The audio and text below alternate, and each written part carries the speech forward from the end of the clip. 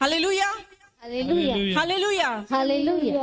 ఈరోజు నేను మారిపోయే మనిషిని. మోహిని అనే ఒక వ్యక్తి చచ్చిపోయింది. క్రిస్టీనా బతుకుంది.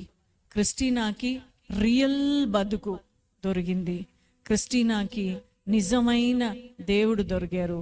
క్రిస్టీనాకి నిజమైన ధైర్యం దొరికింది.